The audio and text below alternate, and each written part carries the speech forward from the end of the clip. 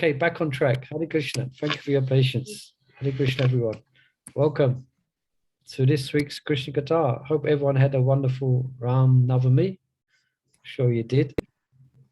Many of you were here at the temple. Or some of you went for darshan to go see Lord Ram at the manor. Wonderful day. So let's begin. Basis to Prabhupada. Namo Om Vishnu Padaya Krishna Pastai Putale. Shrimati Bhakti Vedanta Swami Namani. Namaste Saraswati Devi. Gauravani Vachalini. Nivasisa Sunyavadi. Pashtatara Satarade. Jai Sri Krishna Chaitanya Prabhu Nityananda. Shri Advaita Gadadhar Shiva Sadi Gaura Bhaktivinda. Hare Krishna. Hare Krishna. Krishna Krishna. Hare Hare. Hare Ram. Hare Ram. Ram Ram. Hare Hare. Hare Krishna. Okay, everyone's ready?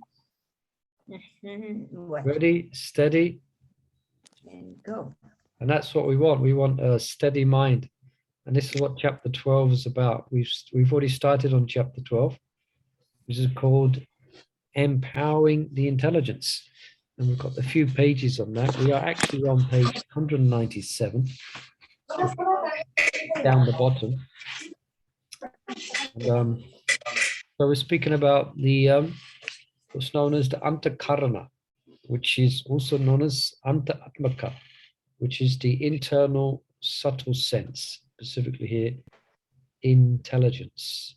And in the Bhagavad Gita, it's already been quoted, Indriyani Paranaho, Indriye Paramanaha, Manustat Aruputi, Yudhistat Paritashyata. A couple of words wrong there. But above dull matter, we've got the working senses. Above dull matter, lifeless matter, we've got the senses. And above the senses is the mind. And above the mind is intelligence. And what's above the intelligence?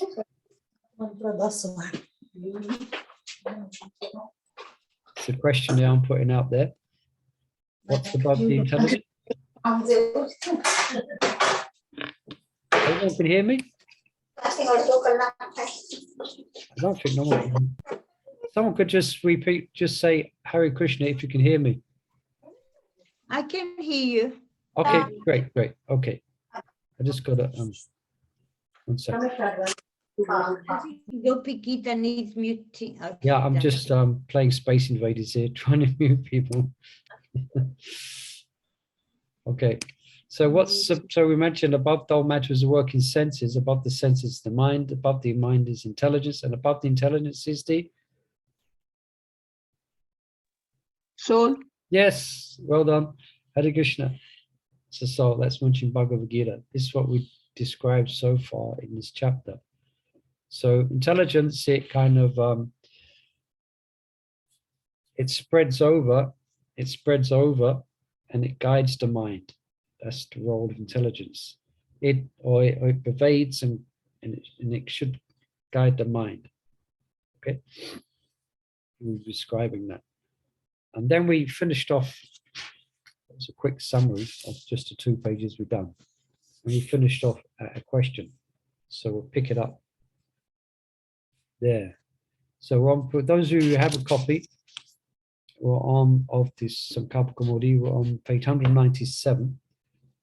And we're just addressing a question which is proposed right at the bottom there. So if anyone would like to raise their hand, they can begin reading a stroke study. Okay, Kunamai, your hand is there. Hare Krishna. Hare Krishna. So, is it no doubt? Is that where I start off? No, you go down. Actually, yeah, the practical application. Just start from there. Yeah. Okay. The practical application of such intelligence brings with it substantial rewards, foremost of which are detachment and a further increase of intelligence. In this way, a practitioner is steered to his original spiritual identity to be properly situated in his eternal consciousness. An interesting question that often puzzles Vaishnavas is the following. Why is the intelligence ranked higher than the mind, born from the mode of passion while the mind is born of a higher mode of goodness. In prefacing our answer, we remind the reader that the transformation of false ego in the mode of passion gives birth to intelligence, the vital energy, the senses for acquiring knowledge, and the senses of action. Like the two kinds of senses, intelligence depends on vital energy to function, and such vitality can only be sourced from the active mode of passion and not from the inert mode of goodness. On the other hand, the mind is akin to a toggle switch that alternates between the two variables, which are acceptance and rejection. These initial functions are relatively passive and thus well suited to the less active goodness. The more active functions of the mind, such as systematic remembrance of Krishna, are done under the guidance of the intelligence, which brings along with it the vital energy so important for samaranam. In summary, we answer, the reason that intelligence is born from passion is because the mode of passion has the energy of initiative that is required by the intelligence, while the passive mode of goodness is better suited to birth the simple reactive mind. Okay, perhaps we better just pause there just to clarify that. But I just want to go back and show this slide again. Remember we discussed this last week? There's two types of intelligence, natural and empowered. And here it was further clarification of the natural intelligence, misdirected, creating weapons to cause destruction for humanity. Intelligence based on experience in this world, scripture, and empowered intelligence, intelligence that Krishna gives us, then ultimately transcendental intelligence where mind is completely purified. Yeah. So back to here. Did anyone manage to follow that? It's a bit technical. It's a question that's raised when we speak about creation. It's because the subject of creation is given more than one time in the Srimad Bhagavatam. And intelligence, as explained here, is considered to be higher than the mind born from passion, while the mind is born of the higher mode of goodness. So did you catch the contradiction which seems to be there? Yeah. So ask something. yes. So when you're in a mode of passion, the mind's got something that's active. It would like, I don't know. Am I asking right thing? I don't know. Okay, please explain. Let's see how we go here. Oh, well, you're right. So I'm thinking. yeah, I was just reading this beforehand, trying to grasp it and understand it correctly. So when false ego is in touch with the mode of passion, it produces the intelligence. It also produces the vital energy, the knowledge acquiring senses, and the knowledge acquiring senses. But this is when we're speaking about creation. So when the false identity is influenced by passion, this is born. In other words, the material creation comes from false ego. So the details of how that happens is explained in Bhagavatam. So when ego is mixed with passion, false ego, it produces the intelligence. Yeah. Now, otherwise, so the intelligence is active. Well, the mind is more passive. You follow? So that's,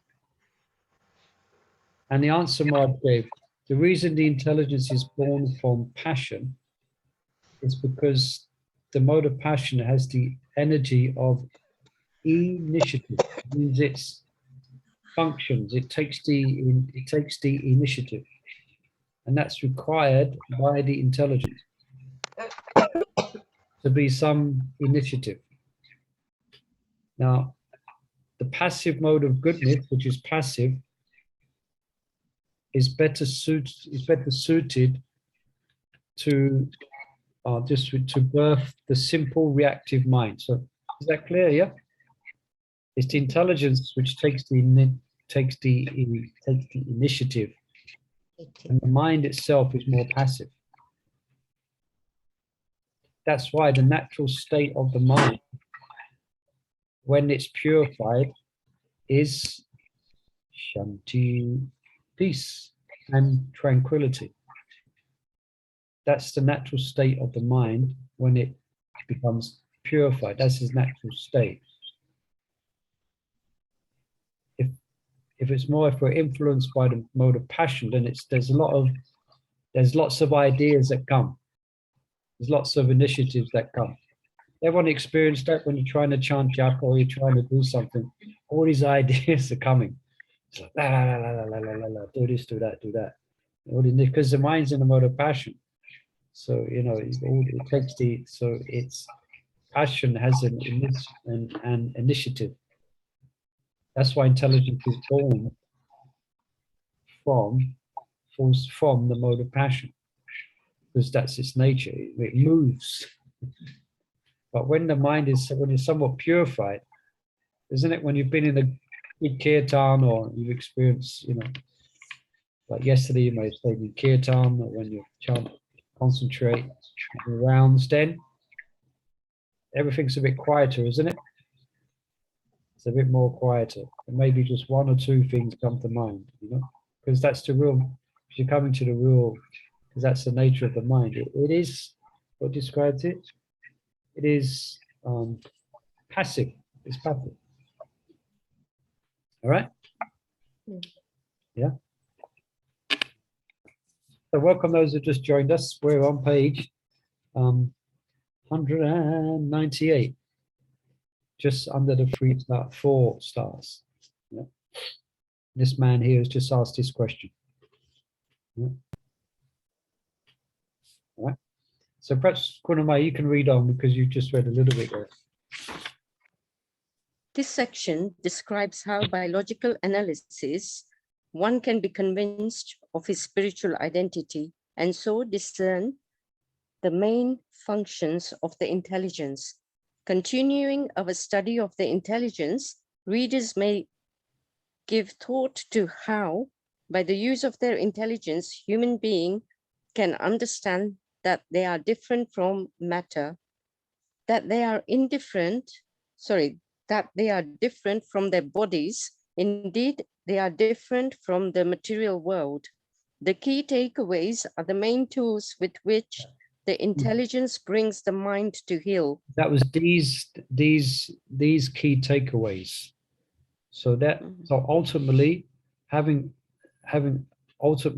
said and done, the underlying principles is that we are different from this body. You've heard that a few times, I'm sure. We are different from this mind, different from this body, and that gives a sense of detachment. Yeah. Okay, you can continue. The Srimad Bhagavatam teaches that the modes of nature condition the intelligence in 3 states of being: wakefulness, sleep, and deep sleep. By reflection, every person can discern that he is a witness to these 3 states, and thus he must come to the conclusion that to be a witness to them, he must also be different from them.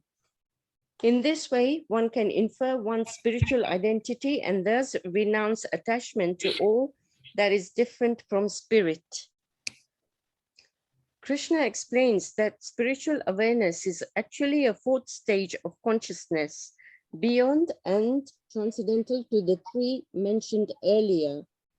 It should be understood that alert wakefulness comes from the mode of goodness, deep with sleep with dreaming from the mode of passion, and deep, dreamless sleep from the mode of ignorance.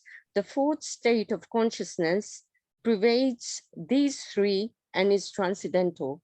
Right, but In this way, if you just pause there, I think I'm pausing for myself as well, so I can correctly understand what's being said. I think because this is quite technical, but it's quite technical, but it's quite illuminatingly simple, in the sense that we are the, as I said before, we are the witnesses of these three states.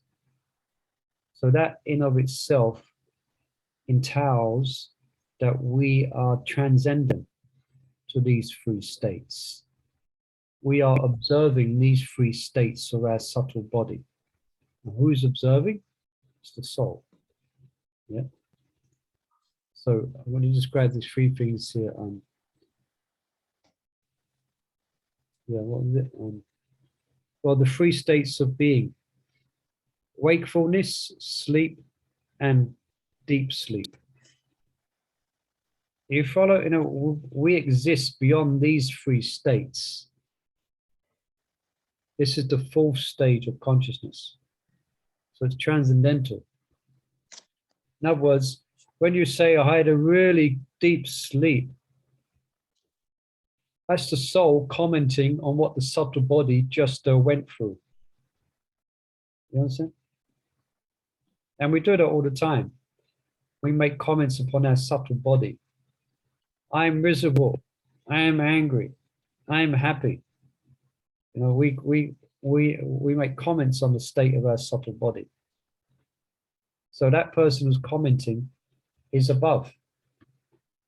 Yes, it's interesting. It's so happens. So it's so subtle. It's difficult to catch. But when we read subjects like this, we can kind of catch it of what's actually going on.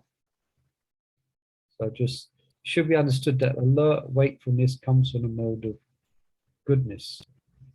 Sleep with dreaming. So those who have lots of dreams, it's mode of passion. And that's unless you're dreaming about Krishna. Deep dreamless sleep. So like we experience all of this. Sometimes we're dreaming, sometimes there's no dreams. Yeah, deep dreamless sleep. That means you're really out. Difficult to wake someone up unless you got a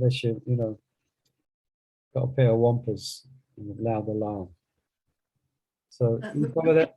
So the fourth stage is the soul, who's is actually free of any of these stages. I mean, the soul does not sleep.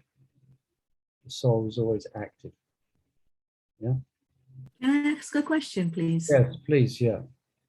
This mode of ignorance is dreamless sleep. So if we really deep sleep, we are in a mode of ignorance. Yeah, that's what's being explained here. So yeah, how does that work?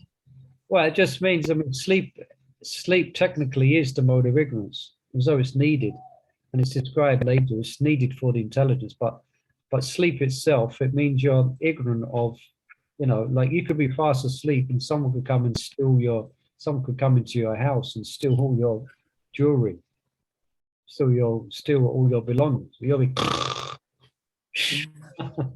you'll be fast asleep.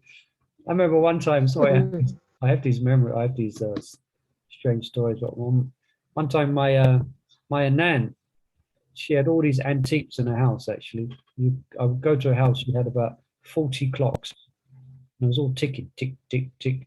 Anyway, she used to collect antiques, and one time she was robbed. About 3 people along the house where she lived were robbed, and the thief, she was having a go. She's a thief, bloody cheeky, made himself a cup of tea.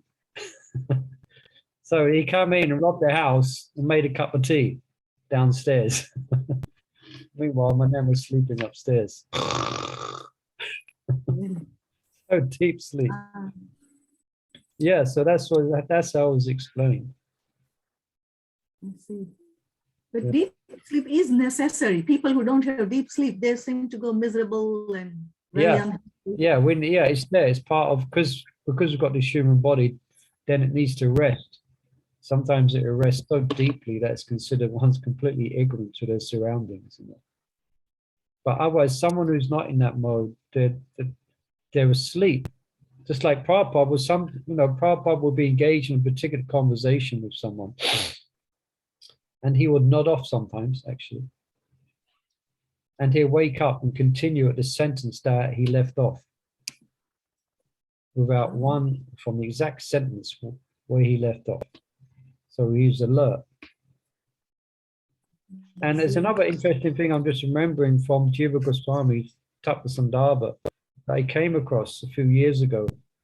I haven't been able to find it again. I have to look for it again.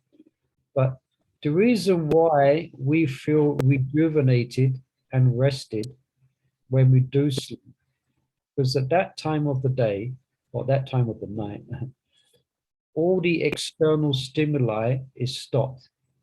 And we are closest to, subtly, the supersoul at that point. Because there's nothing else going on externally. So there's only us and the supersoul left, and the mind, of course. So why? That's go on, yeah. Sorry, then why is it in the mode of ignorance? I would have thought that time that you're with the super soul would be in the mode of goodness. Yeah, it's interesting. Or even transcendental. Yeah, now it's not as if you're not having direct communion with the super soul.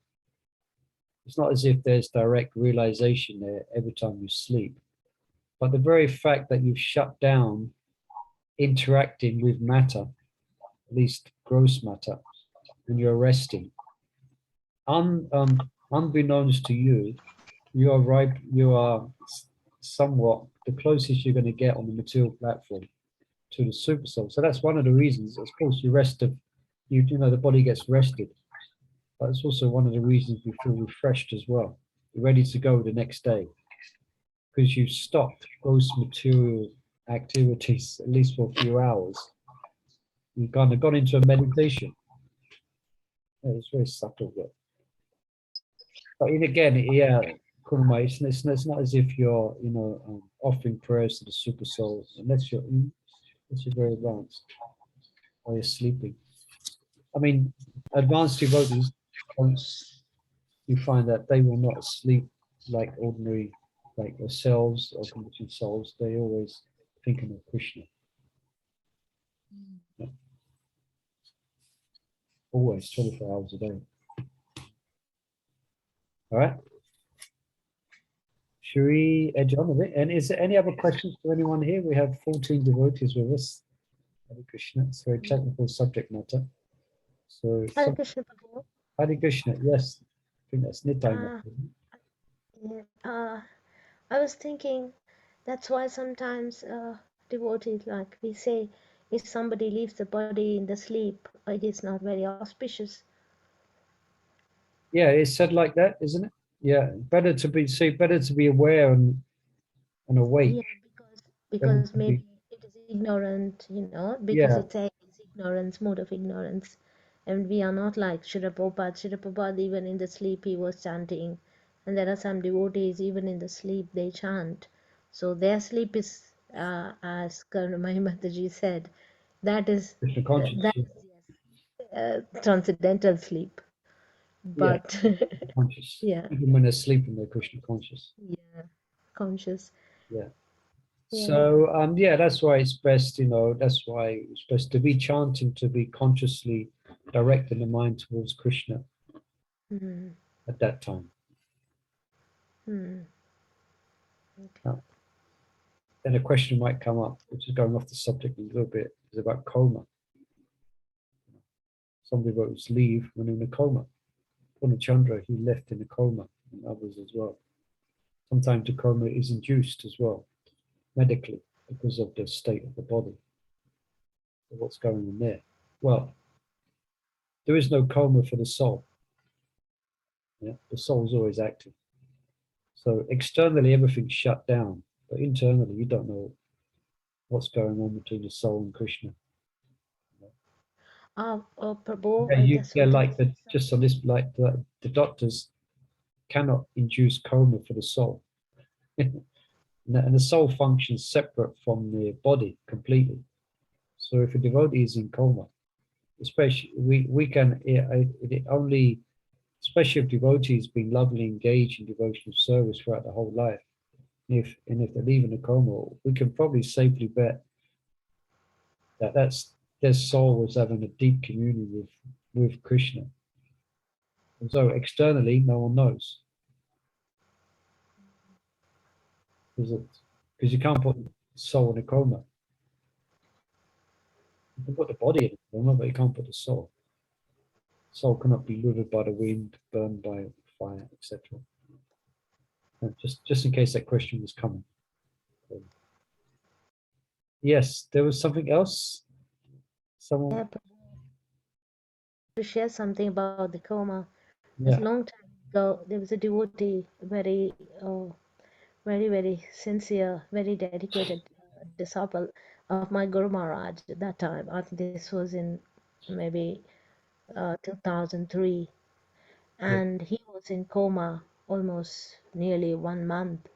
Oli? But yeah, about something. I still remember how we were praying, all that, and but the way time he was leaving, he all of a sudden he woke up like he left his finger or something, All right. and he left. All right. See. Yeah, Nice. he left on some Very nice. Dhyana time, yeah, eclipse time, yeah.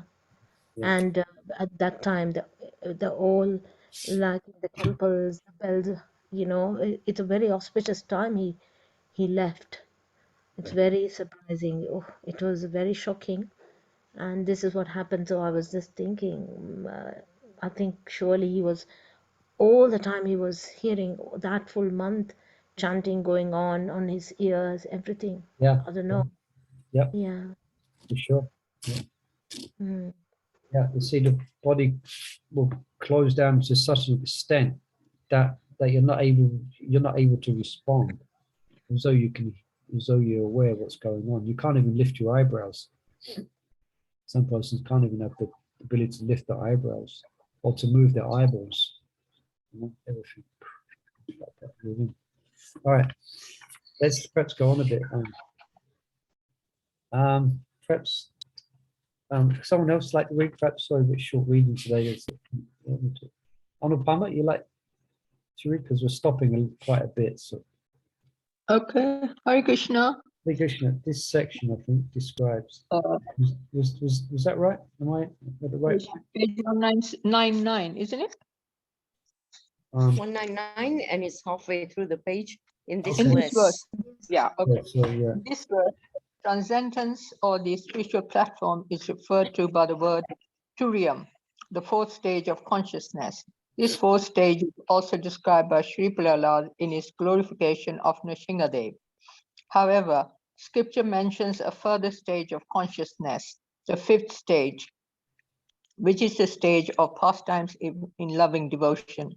The Kabbalah Tapani Upanishad states, Yoso Jagat Swapna Sushpitam Atita Turyoto Gopala. Gopala. Lord Krishna, the cowherd, transcends not only the material consciousness of wakefulness, dream, and the deep sleep, but also the fourth realm of pure spiritual awareness. Both Srimad Bhagavatam and Patanjali Yoga Sutras analyze the functions of the intelligence to be discrimination, doubt, misapprehension, correct apprehension, memory, and sleep. Patanjali also lists Pramanjana, Vipraya, Vikalpa, and Nidra, Samirya as the five vritti of the mind. We shall examine these functions of the intelligence one by one. Discrimination helps to ascertain the nature of objects when they come into view. It also assists the senses in relating to sense objects, and so helps the mind and senses make appropriate choices. In this way, a devotee is able to distinguish right from wrong, truth from illusion, and so on. Doubt is the safeguard that protects one from blindly accepting something unauthoritative as being factual or desirable. However, when information is authoritative, when it is based on the Vedas, then doubting Vedic authority becomes an obstacle. As Krishna says, for the doubting soul, there is happiness neither in this world nor in the next. An example of intelligent doubt is the undertaking of an inquisitive person to understand whether he is only this body or something more sublime, such as a transcendental soul. If I just pause there again, just pause it. So we've got these two things. So discrimination and what was it? And doubt. Doubt. Yeah. So we're doing this all the time, isn't it? We make discrimination. And actually, as we advance, that discrimination becomes more and more fine. Becomes more and more finer. Powers of discrimination, according to what's going to be favorable, what's not going to be favorable. It may mean like certain conversations you may have, certain conversations you may not have. You know, certain persons you associate with, certain persons you choose not to perhaps have such long association with. You know, to get the understanding, we have the devotees who you reveal your mind to, devotees you might not reveal your mind to. Remember, Mahajuti Maharaj used to often say that advancement means discrimination, it means you're more careful. That's more subtle. But then discrimination of,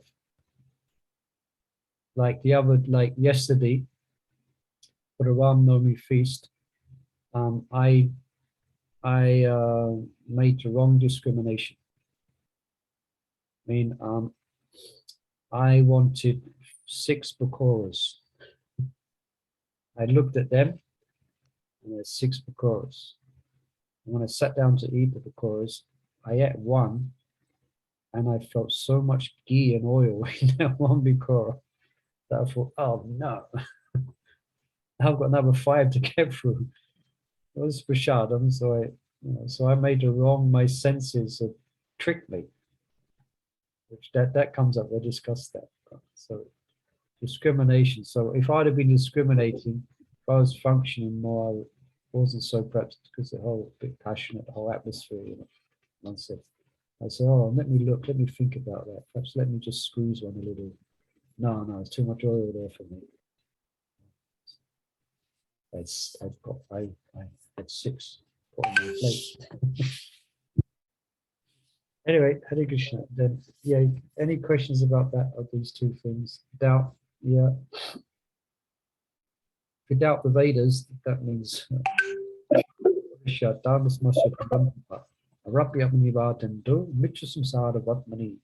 the doubting soul, there's no happiness. For doubting soul, there's repeated birth and death.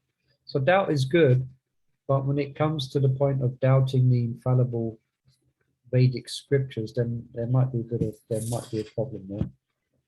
At least from our perspective of having faith in the transcendental nature of the Vedas. To actually doubt them is might be a problem. Right? Can continue. Another reading and a comment. Okay. Misapprehension and correct apprehension, like valid and invalid doubt, are both polar characteristics of the intelligence. When the intelligence is contaminated and functions in erroneous ways, that is misapprehension. And when it is purified and functions correctly, that is apprehension, understanding things as they are. As the devotee purifies his consciousness through the process of bhakti yoga, is less likely to make mistakes.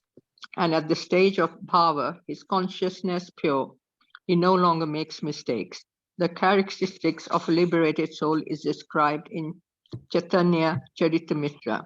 Mistakes, illusions, cheating, and defective perception do not occur in the sayings of the authoritative stage. The aforementioned qualities of the intelligence, discrimination, doubt, misapprehension, and correct apprehension come to play in his interaction with the mind. When the consciousness becomes increasingly covered, then the intelligence becomes increasingly bewildered. It loses its discrimination and increasingly and increasingly mistakes for real that is which is unreal. In such a deteriorating environment, the mind is under failing supervision and is akin to a young child alone at a confectionery shop. And as all scriptures warn, when the mind is in control, then a living entity quickly falls away from the true goal of human life, Krishna Prema. For this reason, a genuine sadhaka always ensures that his intelligence is fit and his mind well healed. Okay. Let us now. Just pause there. Any questions about that or comments or reflections? Yeah, I've got here on the slide, it's got correct memory and sleep. I think that comes up a bit later.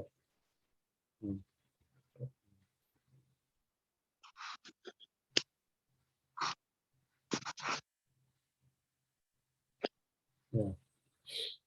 Something I was going to mention, but I just...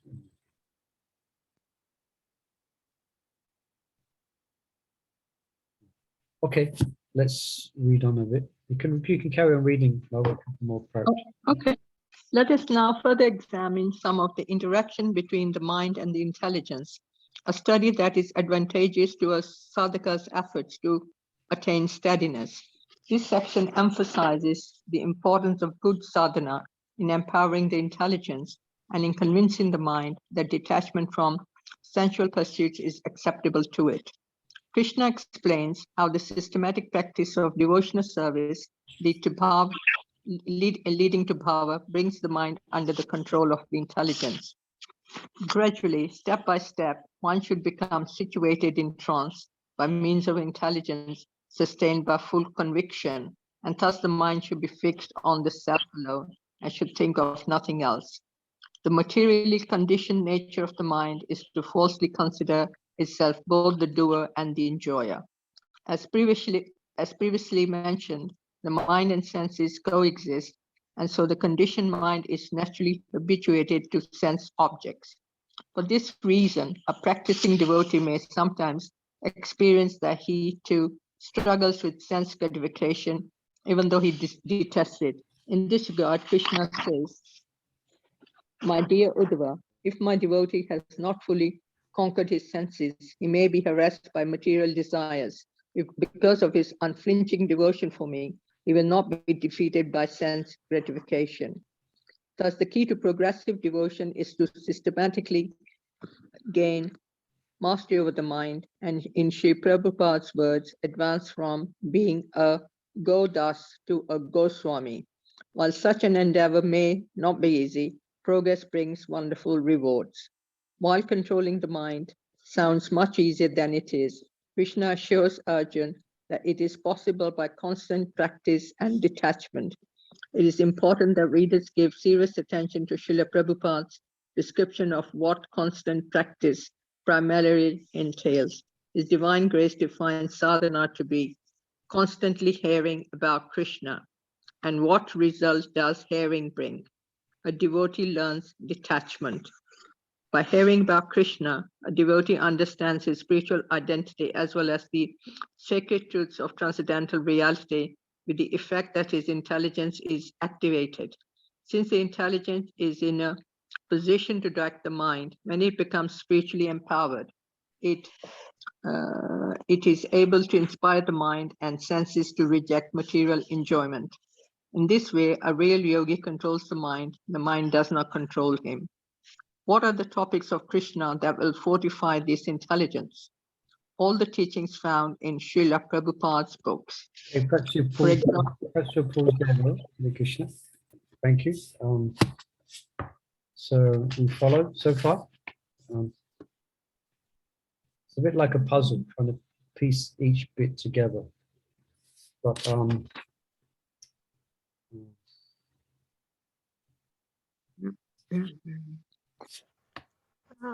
Prabhu, I was just thinking about yes. definition defines sadhana to be. So actual sadhana, if we really perform, these things have to happen to us. What things? It means we learn to Constantly hearing about Krishna, by hearing about Krishna, devotee understand his spiritual identity as well as, and then Yeah. a devotee learns detachment. So the process is working, but how sincere, as per our sincerity. Yeah, that's correct. And also in the sense that we get offered throughout the day Hmm. by the mercy of our senses.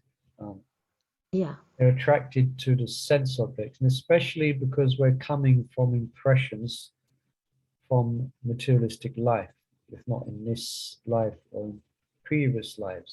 So there's lots of, like we went back here, there's lots of things that are going to cross through the medium of our eyes and our ears and our nose and our senses. There's lots of things which are going to be offered to us. Now, according to our conditioned nature, and this comes up later, the mind, for instance, if before taking to Krishna consciousness, the mind the mind accepts and rejects. So if it accepted a particular set of sense objects, we, the soul, may have made a decision to go in a spiritual direction. But our mind, again, the mind is not conscious, but there's a certain chain of things that happen when the mind, through the senses, contacts those old sense objects. So the same mechanisms will then start to go in. I mean, that's why it said one false ego and one thinks one's the doer. So the mind will go in that direction. It will want to, because that's what we have created. We have created that samskara. That's why, let's give an example. Like a young man, or like a young man, say, becomes a brahmachari. So before becoming a brahmachari, he may be meditating on the opposite sex for, I don't know, 18 hours a day. I don't know how many hours a day. Actually, they've worked it out, how many, that's so long. So, okay, they've decided to take up Krishna consciousness, but when they come in contact with that again, the mind will act as they have conditioned it to. But that's where we've got to remember that if you're doing good sadhana, you can stop that chain of events right from the beginning. You can stop it from where the mind used to go before. Yeah. Or maybe, so that's one example. Maybe another example, particular type of things or films or music you used to listen to before. Your mind has made a picture of it. So like when it sees it, it recognizes it. Oh, this is for me. And you think there's a sense of well-being that actually comes from that. But now we've had purified intelligence through sadhana, we can understand that what my mind is telling me is not going to lead me to happiness. It's going to lead me down the drain. It's going to lead me back into the cycle of birth and death, no matter what impressions I am thinking.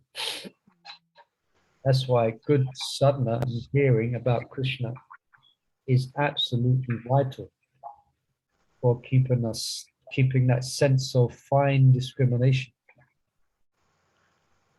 You follow? Yeah. Even like smoking, drinking, Yeah. all that also comes there. Yeah. Yeah. So, and if we're spiritually strong, these things will come, and we get stronger, and intelligence gets stronger, and then the mind becomes more purified, and then becomes purified of these material samskaras. It becomes, at some point, there's a tipping point. Maharaj speaks about this later. There's a tipping point where the mind actually becomes our friend and thinks of ways to serve Krishna, ways to meditate upon Krishna. All right. Yes, thank you. Summary. Yeah. We have to work with the old impressions in the mind. Yeah, that's it. That's why Krishna conscious, for instance, festivals or gatherings of devotees, we have to create big impressions in the mind. We have to create different type of impressions, you know. I mean, that's why, you know, we did a initiation ceremony, Adi Guru, and I was assisting. That's the role that played. It makes it, because initiation, in one sense, it's the process of receiving transcendental knowledge. That's actual diksha. But the initiation is a ritualistic activity. I think Adi Guru mentioned it, that you will remember this for the rest of your life. It creates a big impression. So we need Krishna conscious impressions. Now, I was very happy today, like I gave the short lunch class today about the 24 gurus. There's one young lady there who I recognized, but couldn't picture. So I asked her if she'd been before. She said, yeah, she came to, she was part of a group of yoga teachers who have been taught about bhakti. I forget his name, one devotee who's teaching them yoga. He teaches them bhakti, part of their teaching. So he brought them to the temple and he asked me to give a presentation on deity worship. And she came and she happened to, I asked her, oh, did you attend a festival yesterday? And she said, yeah. And I said, did you like it? It had a massive impression on her. I said, it was just, I couldn't believe it. It was just amazing. Had a big impression on her. It did. Big impression it had. She enjoyed the whole thing. She was there in the morning and she stayed up till a certain time and could see, and she came back the next day. It's such an impression. Anyway, impressions, yeah. Sorry, yeah. So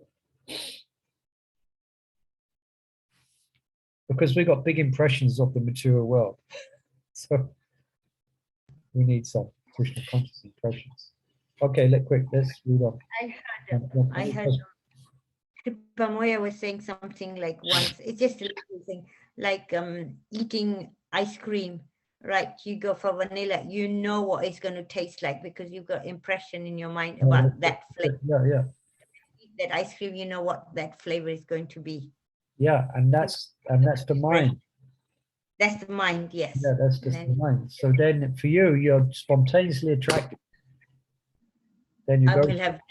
will have that. Yeah, like that. He was explaining how, yeah. Yeah, but at least for us, there's a point of, you know, when we walk past Baskins and Robbins, we might think first, oh, has it been offered? Has it got eggs? Yes. Or we just might not have it at all. Yeah, so that's what the more you said. You've already been there before and you've experienced what you think is a sense of happiness from the tongue interacting with that sense object. So then you'll work with the intelligence saying, okay, I'm not going down that road this time. Yeah, it's called Buddha Yoga. That's where you're making then progress, right? Making progress, yeah, Buddha Yoga. Buddha means intelligence. That your intelligence is more working in a direction that's ultimately going to make you happy forever. What's that verse in the 5th chapter as well? A person does not take delight in the sense objects, knowing well their temporary nature. I forget it. There's a verse like that. If anyone knows it, they can quote it. One who is intelligent does not take part in the objects of the senses, yet knowing well that such happiness has a beginning and an end. It does not take part in the objects of the senses, knowing that such happiness has a beginning and an end. We are going after for eternal, Brahma so come, eternal happiness. But this is how to get there, to understand. Right, would you like to read, Mother Chandravan? Unless there's any other questions or comments. Where are we? I don't even know. So my mind's thinking too much. Okay. Yeah. For example. Okay, got it. Yeah. Top of page 403. for example, when reading the Hamsa Avatar's answer to the questions of Brahma's sons, a sadhaka can read about the falsity of sense gratification and compare it to the reality of devotional service. In his purport to the verse previously mentioned, beginning with Snaha Snanar Uparmed, Srila Prabhupada summarizes the process by which the intelligence is strengthened and thus takes control of the mind. He writes, the mind being controlled by conviction, meditation, and cessation from the senses should be situated in trance or samadhi. And while jnanis and yogis will struggle to attain that state of trance, by offenseless sadhana, devotees can easily reach it. The reason for the comparative advantage of sadhana bhakti over yoga is that intelligence and detachment are awarded to a devotee by the Lord. In effect, Krishna is like an unseen tutor assisting the dedicated student. The devotee's intelligence is empowered, and the yogi makes do with his natural intelligence. In this way, sadhana bhakti elevates a devotee to the mode of goodness, and a mind controlled and empowered by bhakti further elevates him to transcendental goodness. At a point of Suddha Sattva, a devotee is free of the grasp of the material energy, or to be more precise, he no longer thinks of sense gratification, even though he remains connected with matter and his body. Okay, so did you catch that very interesting point there that we've got a lot of help? Mhm.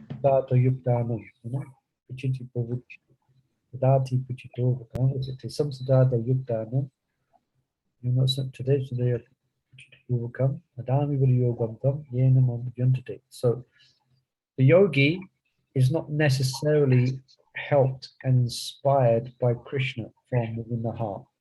They're literally just trying to keep their mind still, and the ability to do that is very much going to be dependent on their specific karma. But because we're devoted to Krishna and we're rendering him loving service, Krishna's going to help us all the way. Krishna's going to help us. He is going to empower our intelligence, yeah, to choose him. Of course, if we're determined to not be Krishna conscious, then Krishna at some point, okay, no problem. Here you go. But if we remain sincere, so you got that point? So we can be able to have a kind of be rest assured that we've got a lot of help. Krishna's going to give us help. Yes. Right? And do we need help? We do. Yeah, you can continue reading. Let us now look more closely at how the intelligence gains mastery over the unruly mind. By this victory, the intelligence is able to direct, indeed solicit help from the mind in planning and making one sankalpa after the other. In so doing, we shall elaborate on the importance of strong sadhana in a devotee's life, as well as the importance of embracing the principles of detachment. We should bear in mind that detachment and knowledge constitute two pillars of the devotional service brought to the world by Chaitanya Mahaprabhu. In other words, in the words of Sarvabhauma Bhattacharya, let me take shelter of the Supreme Personality of Godhead, Shri Krishna, who has descended in the form of Lord Chaitanya Mahaprabhu to teach us real knowledge. His devotional service and detachment from whatever does not foster Krishna consciousness. He has descended because he is an ocean of transcendental mercy. Let me surrender unto his lotus feet. Since yoga for a devotee means hearing and chanting Krishna's names, qualities, and pastimes, a practitioner must fortify his intelligence by regulated sadhana. That is a must. This was always Srila Prabhupada's instruction and his expectation of followers. And this is the first step in controlling the mind. However, sometimes followers think that without sadhana or even a semblance of mind control, they can attain prema by service alone. That is wishful thinking, tantamount to expecting kripasiddhi, perfection by mercy. But what kind of mercy is not, but that kind of mercy is not the standard. It is the exception. While perfection depends on mercy, to invoke that mercy, a serious effort is required. That is intelligence. The promise of happiness is the allure of sense gratification, an allure to which the mind is addicted. A devotee with poor sadhana is likely to be victimized by the mind and to succumb to sense enjoyment. On the other hand, a real sadhaka can tolerate the pushing of senses because the study of scriptures has activated his intelligence. He is neither slave to his mind nor a victim of Maya. When the intelligence is strong, it recognizes that real happiness is transcendental sense happiness. And that kind of happiness arises when the senses are engaged in the service of Rishikesh, the master of the senses. The result of serving Krishna's senses is that one's own contaminated consciousness becomes purified and both intelligence and consciousness regain their divine natures. Okay, let's pause there. Any questions or comments about that? So, strong sadhana. Strong sadhana. Right? Yeah. Yes. Dare I say it that anyone who falls away from Krishna consciousness, probably you can analyze somewhere down the line, perhaps might be offenses as well, but or sadhana. Yeah. Weak sadhana. But someone who stays in Krishna consciousness, still doing strong sadhana. So what does strong sadhana mean? What does it could be Yeah. relative, isn't it? Hare Krishna Prabhu. Hare Krishna, yes. I'm just thinking, Prabhu. We're talking about Kripa Siddhi, perfection by mercy. Well, that's not the main focus, but that Dick Maharaj mentioned that we shouldn't be sit back and expect that. We have to work at controlling our mind and senses. Yeah. And he mentioned, sorry, he mentioned a point which he mentioned right in the beginning of the book, that some people think prema is just from service alone. No. The great if their mind and senses are fully controlled and they're, only shardam, etc., they're chanting their rounds. But if in the name of service they're not doing the basics, then and they can expect a big bolt of lightning of mercy. Yeah, sorry, I cut you off there. No, Prabhu. I was just thinking, it is just like the Prabhupada said, love and trust. Your voice went through the what we So, for this moment, no. Sorry, didn't hear that. felt like There's a bad connection.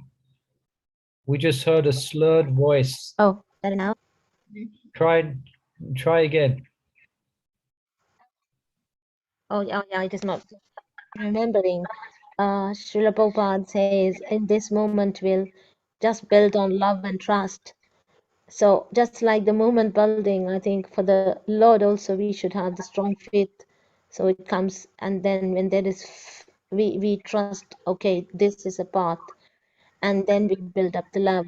So then only we can think of, it's not just by, okay, I'm doing service, I'm doing chanting. It is just like ticking the boxes. It doesn't work like that. Yeah, no, we have to do our homework. There's a lot for us to do from our side in order to follow Krishna's path. And that's what's Yeah. been explained here. It means we have to have a strong sadhana, which means definitely we're following the instructions of our spiritual master. Say for initiated to chant 16 rounds a day. And also we're doing like this is helping him to strengthen your sadhana, like this discussion we're having. Classes we have throughout the week and when you come to the temple and in your own time. I think you're having Help us to discussion as well. introspect.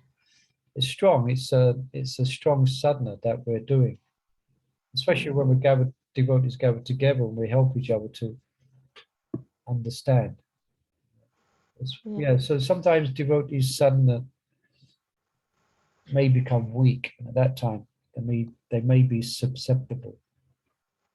One of the times that sadhana normally takes a dive is when devotees are sick. And sometimes sometimes that can cost devotees their spiritual life sometimes, unless they're careful. Oh, yeah. That's because everything, of course, circumstances depends what's going on, but it may be when devotees, when they might get married, first of all, they're so absorbed in trying to build the castle, create a situation for themselves and the job and this and that. It's easy for one's sadhana to weaken, and that may happen for some devotees. And the first, when they enter, so I'll give an example, Grihastha ashram, it may happen. But then after some time, it's hoped that they again get back on board with the hearing and chanting. Go in a slightly different direction, but yeah. Any other questions out there? We've got or comments. There's 13 devotees there. I hope this is interesting to hear. Prabhu Hare Krishna, I'm sorry, I have to go because my meeting is waiting.